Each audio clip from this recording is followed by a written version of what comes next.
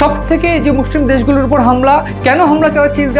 ইসরায়েলের তরফ থেকে বা বেঞ্জামিন নেতানিয়াহুর তরফ থেকে একেবারে স্পষ্ট হুঁশিয়ারি,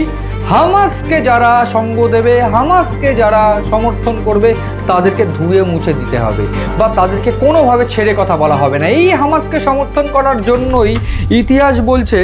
গাজায় হামলা চলছে, গাজা একেবারে মৃত্যুপুরী। এবং এরপর আমি যদি বলি দামাস্কাস, সিরিয়ার দামাস্কাসে কিন্তু হামলা চলেছে বেশ কয়েকদিন ধরেই, কিন্তু যেটা হয়েছে অপারেশন সামিট অফ ফায়ার, যেটা কাতারের দোহায় হয়েছে, এই কাতারের দোহায় যে অপারেশন সামিট অফ ফায়ার হয়েছে ঠিক তার আগেই এই সিরিয়াতে বেশ কয়েকদিন ধরে হামলা চলছে। এবং বেশ কয়েকদিন ধরে 2025-এর কথা যদি বলি, 2025-এ 100টার উপর হামলা কিন্তু সিরিয়ায় হয়েছে। আমরা দেখেছি এই যে লেবানন বা সিরিয়া, এই লেবানন বা সিরিয়ায় কিন্তু রীতিমতো হামলা চলছে। আমি যদি বলি এই যে কাতারের যে হামলা, কাতারের দোহায় যে অপারেশন সামিট অফ ফায়ারের হামলা, এই হামলার আগে 8ই সেপ্টেম্বর অর্থাৎ চলতি মাসের 8ই সেপ্টেম্বর সেইখানে অর্থাৎ লেবাননের বিভিন্ন গুরুত্বপূর্ণ জায়গায়, আমরা এর আগেই জানি প্যালেস্টাইনপন্থী যে সংগঠন ছিল হিজবুল্লাহ, সেই হিজবুল্লাহর সঙ্গে কিন্তু এই ইসরায়েলের সংঘাত ছিল বা ইসরায়েলের বিভিন্ন ক্ষেত্রে সংঘাত থাকার কারণে লেবাননে হামলা চলেছে। ইসরায়েল বিভিন্ন ক্ষেত্রে হিজবুল্লাহর যে শীর্ষস্থানীয় নেতা সেগুলোকে ধরে ধরে বা বেছে বেছে খুন করেছে বা হত্যা করেছে, হামলা চালিয়েছে। এই সমস্ত কিন্তু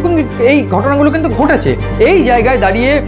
ইতিমধ্যেই প্যালেস্টাইনপন্থী হিজবুল্লাহর সঙ্গে কিন্তু একটা সিজ ফায়ার অর্থাৎ যুদ্ধবিরতি ঘোষণা হয় এবং সেই জায়গায় যুদ্ধবিরতি ঘোষণা হওয়ার পর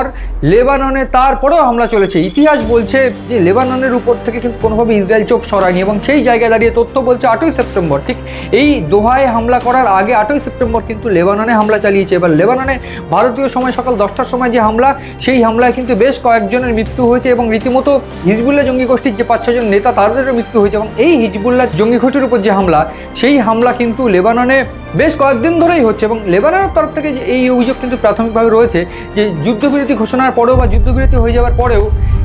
এই ইসরায়েল কিন্তু কোনোভাবে লেবাননের উপর হামলা করা ছাড়েনি এবং লেবাননের বিভিন্ন জায়গায় বর্ডার বা সীমান্ত লাগোয়া বিভিন্ন জায়গায় তারা হামলা চালাচ্ছে, ইহুদি ফৌজ বা ইসরায়েলি ফৌজ হামলা চালাচ্ছে বলে অভিযোগ উঠছে। এবং সেই জায়গায় দাঁড়িয়ে লেবাননের সশস্ত্র গোষ্ঠী 9ই সেপ্টেম্বর রাজধানী বেইরুটে 30 কিলোমিটার দূরে বারজা গ্রামে আছড়ে পড়ে তেল আবিবের আত্মঘাতী ড্রোন এবং সেই 9ই সেপ্টেম্বরের যে হামলা, 8ই সেপ্টেম্বর পর 9ই সেপ্টেম্বর সেই হামলায় কিন্তু বেশ কয়েকজনের মৃত্যু হয়েছে। এবং এর পাশাপাশি দামাস্কাসের কথা বলবো, 8ই সেপ্টেম্বর দামাস্কাসেও হামলা চালায় ইসরায়েলি সেনাবাহিনী এবং ইসরায়েল সেনাবাহিনী দামাস্কাসে হামলা চালানোর একটা মূল ট্যাকটিক্স রয়েছে। কি সেই ট্যাকটিক্স? বাসারের পতনের পর ইসরায়েলের যে বেঞ্জামিন নেতানিয়াহু দেখছে বাসার যখন সিরিয়ায় গণবিক্ষোভ গণঅভ্যুত্থান হয়, তারপর বাসারের ক্ষমতাচ্যুত হয় এবং তারপর পশ্চিম এশিয়ার এই যে দেশ সিরিয়া, সেই সিরিয়ার দেশটার ক্ষমতা দখল করে হায়াত তাহরির আল-শাম এবং এই হায়াত তাহরির আল-শাম যে বিরোধী গোষ্ঠী বা বিক্ষুব্ধ বিদ্রোহী গোষ্ঠী, সেই বিদ্রোহী গোষ্ঠীর যে মূল নেতা আল সারা, এই আল সারার সঙ্গে একটা ইতিহাস আছে আমেরিকার এবং এই আল সারাকে কিন্তু একসময় আমেরিকা তাকে সহ্য করতে পারতো না, তাকে এক প্রকার তার মাথার দাম দিয়েছিল কয়েক লক্ষ ডলার। এবং এই জায়গায় দাঁড়িয়ে সিরিয়ার পট পরিবর্তন হওয়ার পর যখন তারা ক্ষমতায় আসে, ঠিক তখনই ট্রাম্পকে গিয়ে দেখা যায়, ট্রাম্প তার সঙ্গে গিয়ে দেখা করেন এবং সেইটা কিন্তু ইসরায়েল কোনোভাবে ভালো চোখে নেয়নি এবং সেই জন্যই তারা বুঝতে পারে যে ইতিহাস কিন্তু ঘনিষ্ঠ রয়েছে হামাসকে জায়গা দেওয়া এবং তাদের সঙ্গে প্রত্যক্ষভাবে সমর্থন করা এই হামাসকে বা গাজাকে, সেই সমর্থন করে গাজার ভূখণ্ডের বিরুদ্ধে কথা বলা, ইসরায়েলের বিরুদ্ধে কথা বলা, সেটা কিন্তু সিরিয়া করেছে। ফলে সেই জায়গায় দিক থেকে কোনোভাবে সাপ যাতে ফনা তুলতে না পারে সেই জন্য